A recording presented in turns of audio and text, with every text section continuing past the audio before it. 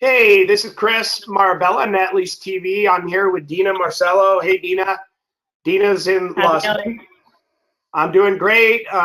It's cool to be able to talk to somebody in Las Vegas and see what's happening on the strip. You're right there in the trenches. So I wanted to. I think this will be a great interview for people that are thinking of investing in quick service restaurants, convenience stores, pharmacies, and other net lease properties in Las Vegas. Now, do you also represent sellers on properties out of Las Vegas, or is your focus more Las Vegas? So my team and I, we do focus in Southern Nevada, so not just Las Vegas, but any of the surrounding cities as well in the Southern Nevada market. Okay. We represent buyers throughout the country as well, but we do have capabilities and resources to list assets in other markets as well. We are a part of a bigger firm called Realty Resources, so we do have that capability to network outside of Las Vegas as well. What are some of the other cities that are growing in the state of Nevada that you see that there's significant growth, or is it mostly Las Vegas? So it's mostly Las Vegas. As everybody kind of knows, we got the Golden Knights as a team here, and from there, that's really been just kind of snowballing into bigger things. We have the Las Vegas Raiders coming next year, next football season, so that's very exciting. And that's just added a lot of growth to the Las Vegas market and kind of given us that credibility in the street with the sports teams. Additionally, Henderson is a thriving market, another city here, and then that kind of trickles over. That kind of trickles over into the other smaller markets that we have here, like Mesquite, Nevada, and Pahrump as well. Awesome, Deana. So tell me, like, what would you want agents and developers, principals to know about you, the person, Deana? What are some of the highlights of Deana? What would you want those people to know about you that don't know you at this point? I think something to know is I'm a third generation real estate professional, so it's kind of built into my blood. I've been in Vegas since I was 10 years old, so definitely considered a local. From the East Coast originally, from Rhode Island, great little state. Island, right? Now, was your family all in Rhode Island? What made you go from Rhode Island? When did you move to Las Vegas, and what made you want to come to Vegas? Did you think there was growth there for commercial real estate, for your career? What made you make that switch? So I moved as a kid. My father moved us out here and started a real estate development company in the very late 90s, around 96, 97. So that really gave us a great opportunity to see what Las Vegas started as and what it's developed into now. Was he doing developing? Was he an agent? What was his forte? What kind of deals was he doing? Was he doing casinos? He was a broker and a developer, and he worked with some families here in town, the Tiberti family that's been here for a very long time, as well as some others, and developed some car dealerships, as well as a shopping center out on Rancho here. Marcello Marketplace is what it used to be called. So he did, all sorts of different developments. Is he still in Las Vegas, or is he back in Rhode Island? Or he actually he was very well known here in Las Vegas with a lot of different families who were essentially born and raised here, but he did pass away in 2011. I'm sorry to hear about that. Yeah, my father's getting older as well. He's has nurses, and it's they get older. It's sad to hear that. So Yeah. So now, do you get back to Rhode Island much, or you stick mostly in Vegas? Do you like to go back to your old stomping grounds once in a while? Yes, absolutely. More of a regulated schedule, though. I only like to go back in the summer to avoid the snow. So 4th of July is my favorite time of year to go. Oh, really? Why is that? Just the people, more people around, or? And I think the East Coast just really resonates with that kind of nostalgia of the 4th of July, and Yeah, so that's where I like Are to you go. getting developers and buyers from East Coast? I get a lot of Italians from New York that are constantly calling me that want to do deals with me because I am Italian. Not that I'm Yes. discriminating against any race. It just they seem to flock to me. Do you deal with a lot of people from East Coast? I think it's a personality trait where, people resonate with that. And so I think it's a positive. But yes, I mean, we do have buyers from the East Coast that, people like to have that type of go-getter personality. And I think Italians tend to have that. So I think that's great. But most of our buyers come from Southern California and the surrounding states looking for a tax-friendly state. And Las Vegas seems to fit the bill for that type of city. But a lot of our buyers do come from California, Arizona, Utah, surrounding states. For myself, I was thinking to buy like a KFC or a Starbucks in Las Vegas. I thought the nice thing with Las Vegas, I'm in California, just commonsensically thinking about it, people are out gambling all night. They get the munchies and they head to KFC or Starbucks or whatever. There's a lot of money in Las Vegas. So I thought, and also I could jump a plane and be there in 1 hour to see my property if I ever had to re-tenant it. But I commonsensically thought that the store sales, if you can get a good QSR within Las Vegas near the casinos, would be higher than maybe something here in San Diego. Do you know anything about that, or commonsensically thinking about it? Am I somewhat right in that regard? Oh, yeah. So Las Vegas is definitely a convenience-driven market, and you'll notice that, I mean, a really great example is that here in the Las Vegas market, Starbucks does 70% of their sales through the drive-through, and I really think that speaks to convenience and, being able to get coffee on your way to work or home or whatever, but also we're a 24-hour town. So those fast food spots that are open late night, people are going into work at all hours, and so I think, those fast food feeders do very, very well here.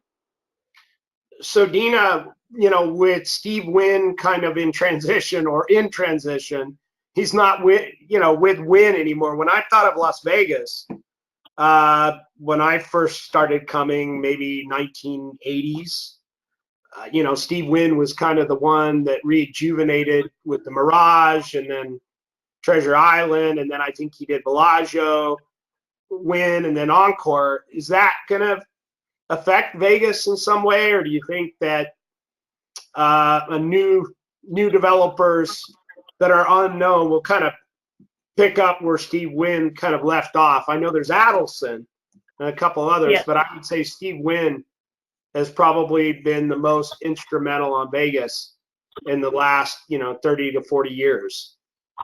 Yeah, definitely left, and still to this day leaves a very high bar. If you go into any of his casinos, and they keep the bar high.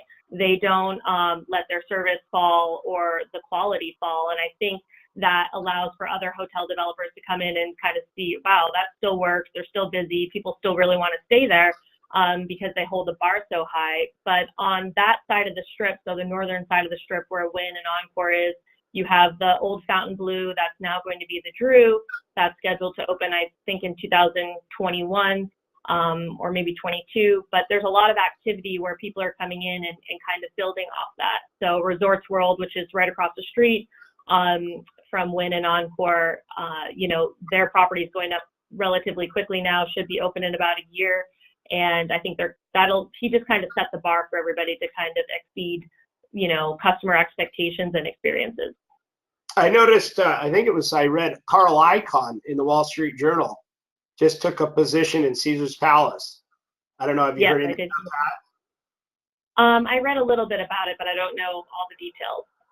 I know Carl Icahn owned, I think, Stratosphere at one point, and he bought it almost, I think, in a REO or bankruptcy sale, and he sold it for a pretty good profit, but seems to know what he's doing as far as there's a select few people, right, that know this niche.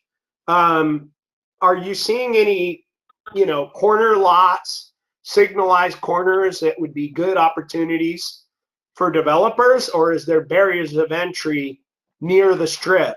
Or, is there any pockets of opportunities where a developer could go in and, it'll still pencil out, on signalized corners where the land is, or is that an area where you're not involved as much? The strip is its own beast. It's its own animal, and to get Las Vegas Boulevard land is possible, but it's harder to get into. And I think things that developers need to remember, and even investors, is that it's not just Las Vegas Boulevard. We are a city with over 2 million people. There's a thriving community off Las Vegas Boulevard where there is opportunity for fast feeders and better returns for developers and for investors. So I think that's something to keep in mind as we really develop as a city. Is it's not just the strip; it's much, much more. There's communities such as Anthem and Summerlin and Okay. lots of other little pockets where there's just lots of growth. And I think part of that is you can see all the single family homes that have been developed. We're setting record rates for residential sales as well. So I think it's important for investors and developers to really look just outside of Las Vegas Boulevard. It'll always, be a thriving area, but sometimes it's too expensive for a developer to get into. So you got to look in other places as well. Do you represent, do you think food use is QSRs is kind of the best use that you like to deal in, like Starbucks, Brinker? It sounds like you have a lot of experience in that area. Is there any other uses? Like I know Amazon Go is coming in. Any other for Las Vegas that you think could hot? Be it pharmacies or QSRs. Do you have any kind of feeling on that, or anything that you're seeing that's growing in Vegas that could be hot for developers? I think QSRs. I think people, are eating out more than ever. I think that there's a lot of opportunities still with the QSR, kind of market as a whole. There's different brands that are coming in and out, and I think that it's a solid investment. And when it comes to other uses that could be interesting, I think anything that can be somewhat internet resistant is really where I would personally invest my capital. And maybe that's more of an experience, or maybe it's something like floor and decor where your materials are heavy and they just can't be shipped the same way that maybe other supplies could be.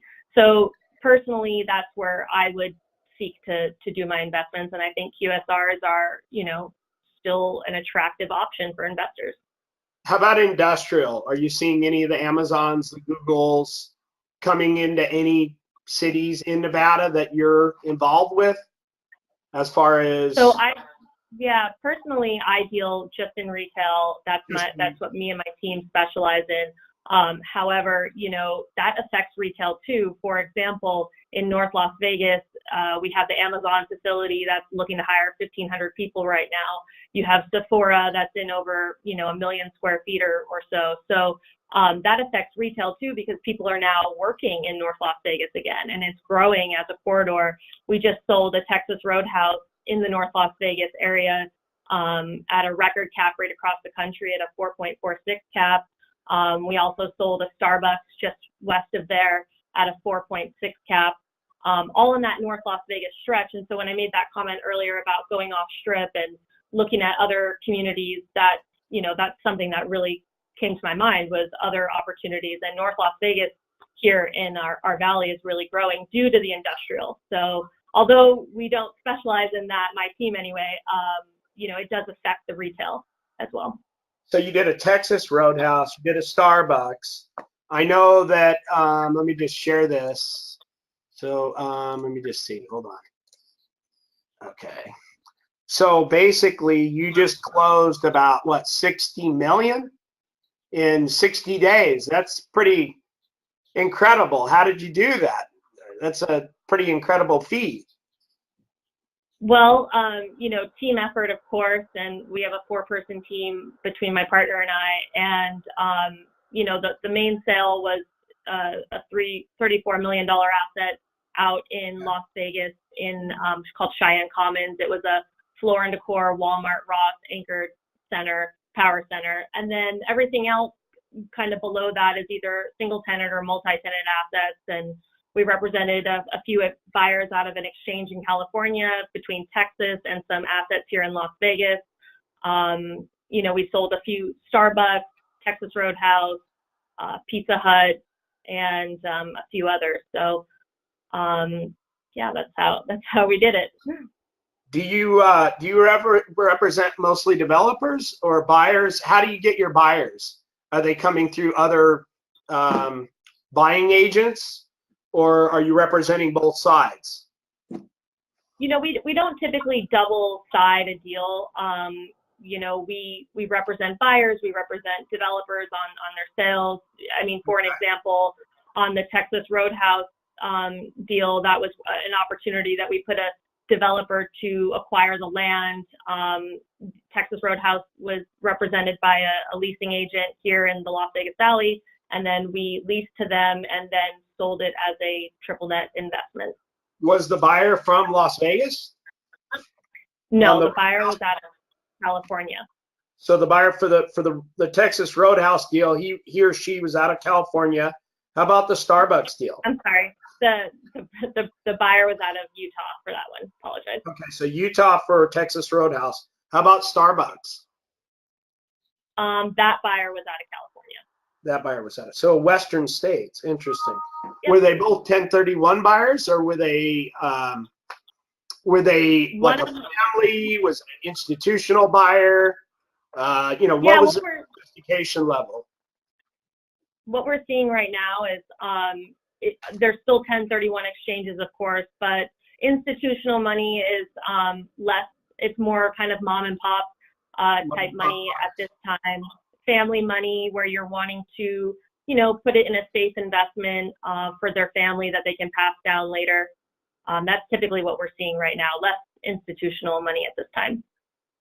So what made you want to get into net lease? Was your father in net lease? Is that what drove you into this area? Or? No, not particularly. You know, he was more into development. That was more of his specialty. But when I kind of gotten started in real estate for the second time, but retail just seemed to resonate. And Las Vegas is still a small enough market where you don't just only, I mean, you can, but just maybe do investment sales. My partner and I really kind of specialize in repping on, you know, acquisitions and then helping that buyer stabilize and then disposition later. And then the net leasing, you know, we represent Starbucks as a tenant in the market. So it does keep us in front of those pad sites that really work for retailers. And if it doesn't work for our client, we'll look at something else. So, yeah. Did you go to school for this, or was this something that, how did you get into it? Like, I can tell you for myself, my dad was in net lease. I knew about it, and I was a stockbroker, and then a client was in a condemnation, and I had sold him some muni bonds, and then he came back to me later and said, I can't buy muni bonds. It won't work for my exchange. I told him about net lease. And that was kind of my first deal. I kind of tripped into it because I knew a little bit about it, but it wasn't like, you know, I said, hey, I'm going to be doing this as a career. Was that, how did you get in? Did you say, hey, this is what I really want to do? No, I think it just kind of ended up happening. I mean, my background, I went to UNLV, got a degree in finance, Okay. you know, so I wasn't really sure that's, you know, where I was going with that, but through just being in the retail market, you kind of see these opportunities and what makes sense for buyers. You start talking to buyers, what are they looking for? And that's, I mean, you just kind of connect the dots and see what type of opportunities that you can bring to the table. And then, of course, just knowing good real estate and kind of connecting those developers and connecting tenants and basically just a real estate matchmaker. I noticed that you like dogs and you like the outdoors. So is there a lot of Petcos coming into Nevada? And do you get, you know, what kind of dog do you have, by the way? I have a Labrador. You have a lab. I have a Cane Corso, which is essentially an Italian Mastiff. So he's like Cool. 115 pounds. And then I have a little French Bulldog. My daughters tell me they want their own dog. I said, fine, when you guys move out, you can get whatever kind of dog you want. But pet food is huge, like Petco, PetSmart, anything to do with pets today is a real growth industry. And we've definitely seen that. I've heard a lot of interest from different types of tenants where they do more of the boarding plus vet plus indoor playground type thing, and I think you'll see a lot more of that coming into the markets as more people spend even more money on their pets. My partner and I just represented a buyer acquiring a Petco in Texas. We got them into that at an 8 cap, and we feel good about that. Pocatello, Idaho. We feel good about those types of purchases where people are really still spending a lot of money on their pets, and then also making sure that retailer has an online platform that they're going to keep customers not only through their brick and mortar stores but online as well. So it's important to think about those things for your buyers. Out here, there's I've been bringing Bella. That's the name of my dog, Bella. Where you can go and I could either go to Petco and they'll do the full shampoo and all that, or and I'm trying to remember the name of the place. Anyway, that you can wash your own dog, right? They got everything set up, or they'll wash the dog for you. But it's cool because they've got like little showers, right, where you can clean the dog. And it's like before I had to do it in my driveway. This is pretty cool. You go there, it's all set up. They can do it for you, or you can do it yourself. But so now, are most of your deals all cash? Are you using financing? And what type of loans have you gotten on some of the properties? I would love to be doing some deals. If you could plug us in, I'd love to do some of your Starbucks, any of these QSRs.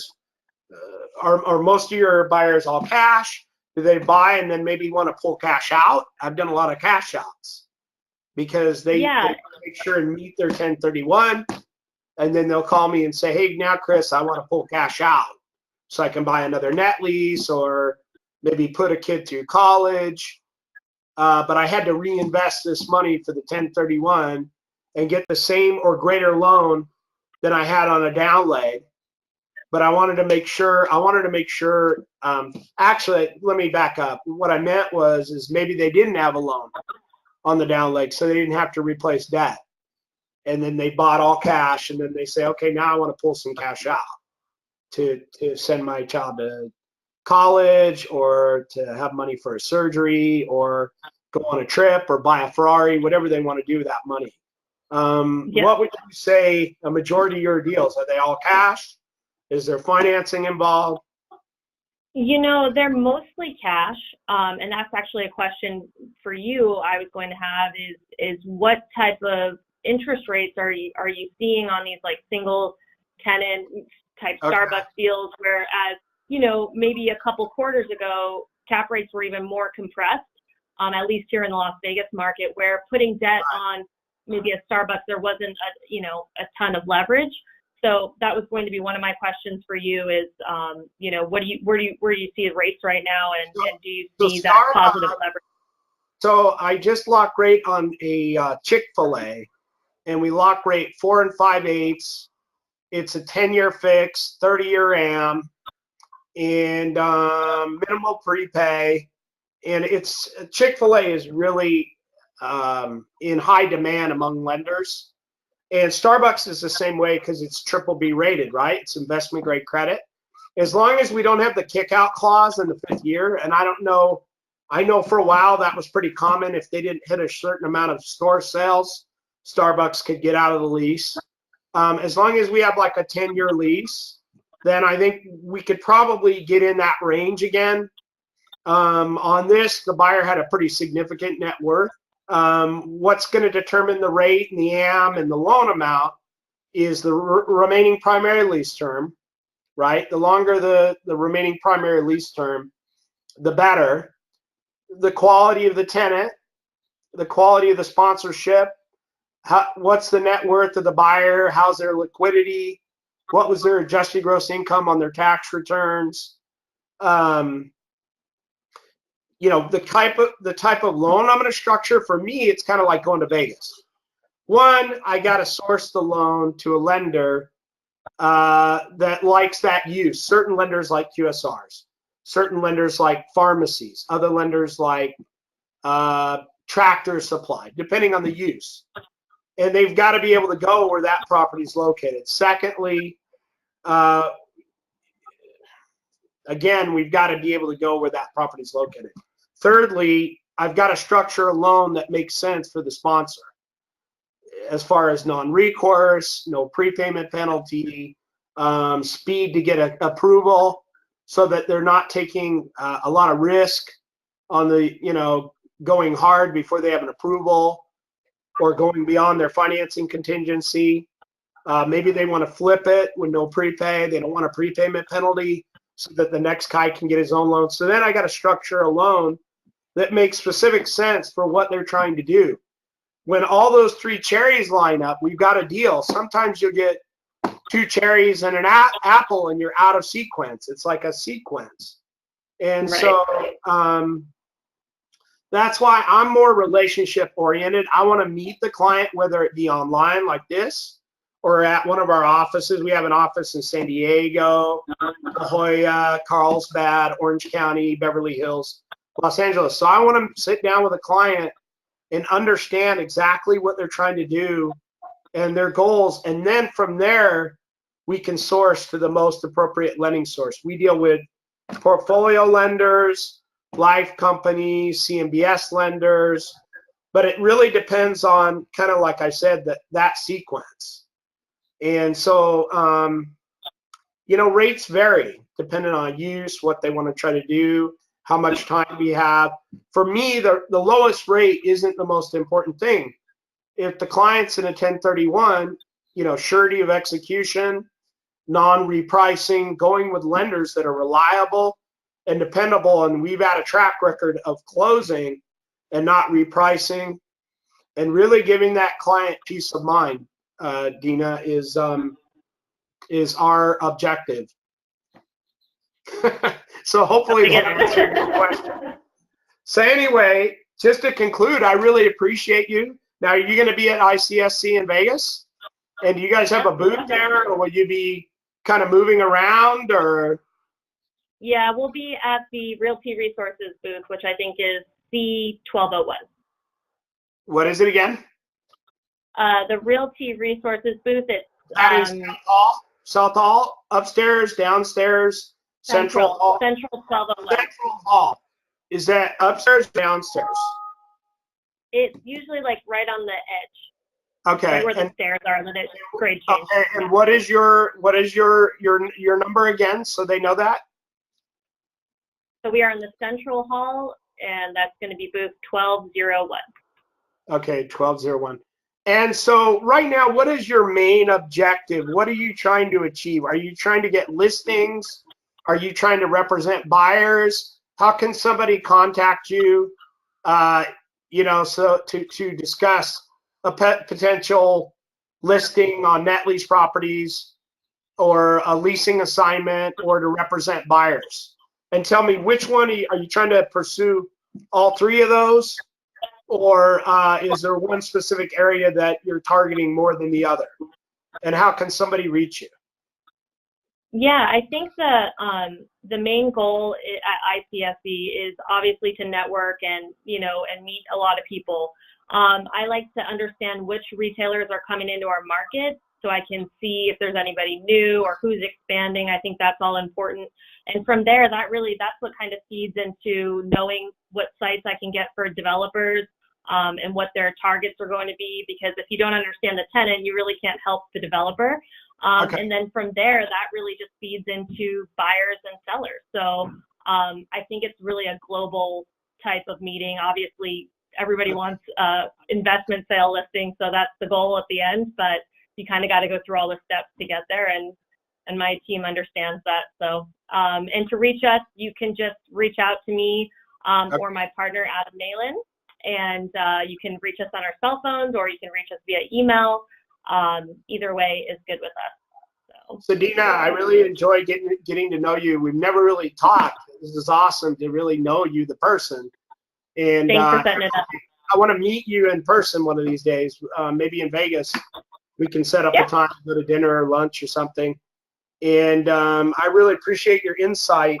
I want to do more interviews with you because there's not really somebody that knows Vegas like you. When I think of Vegas, I think of you because I've seen you over the years on email. And Vegas is so huge. That market is just huge for commercial real estate. So anyway, thank you so much, Deana. We'll definitely be in touch. Have fun in Vegas. Thank you very much. I wished I was there with you. It looks like a heck of a time just hanging out there. You must have a great life. Do you gamble a lot? No. I think that's how you save your money here. I'd be drinking. I'd be at the pool. I wouldn't do any work. I don't know how you get any work done. But thanks again, Deana, for being on Lease TV, and we'll definitely be in touch. Thank you so much. Thank you. Appreciate it. Chris, Marabella. This is Chris, Marabella. This is Chris.